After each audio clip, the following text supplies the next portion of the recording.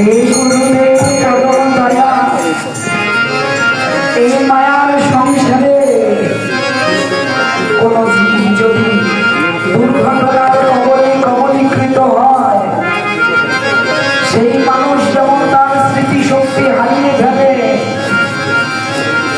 হে দয়াময়, আমি এই মায়ার গাড়ির সঙ্গে প্রতিনিয়ত ধাক্কা খেতে খেতে খেতে খেতে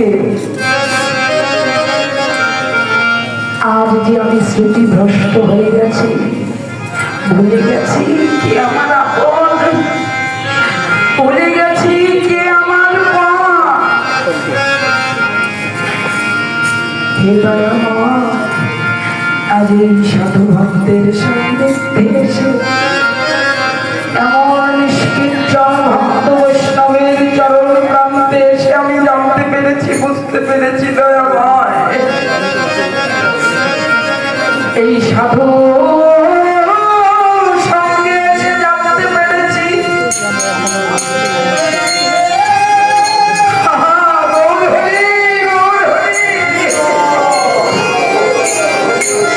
জগতে আপন বলে কেউ নেই আমার,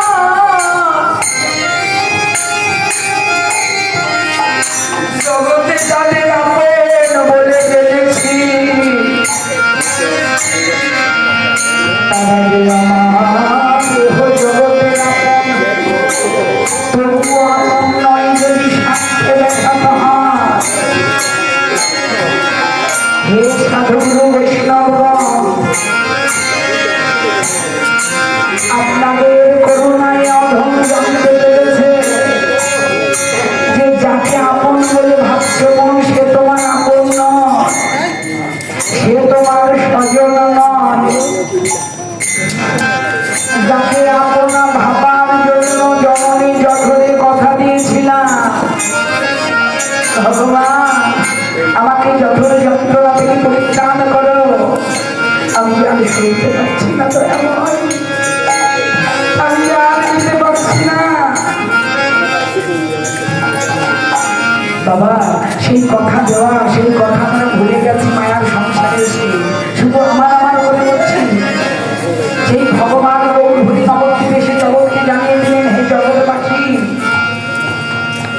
এই জগতে কেউ কারো আপন হয় না, নামকে আশ্রয় করো। আপন মানে নিজের, তিনটা জিনিস জীবের নিজের, প্রমাণী চৈতন্য চৈতামৃত, ভক্ত পদ ধুলিয়ান, ভক্ত পদ জন,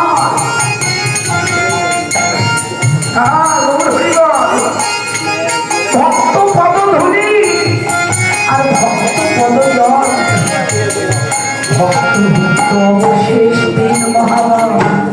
তাই বেশি বেশি করে বৈষ্ণব সঙ্গ সৎসঙ্গ করো, বৈষ্ণবের চরণ ধুলি চন্দন মাখো, বৈষ্ণবের চরণামৃত পান করো, বৈষ্ণবের চরণামৃত পান করো।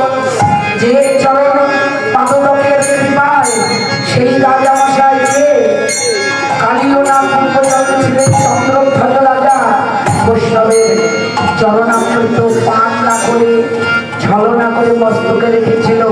সেই বৈষ্ণবের চরণ মানে পাদকের কারণে সেই চন্দ্রধ্বজ রাজা মস্তকে গোবিন্দের চরণ লাভ করেছিল।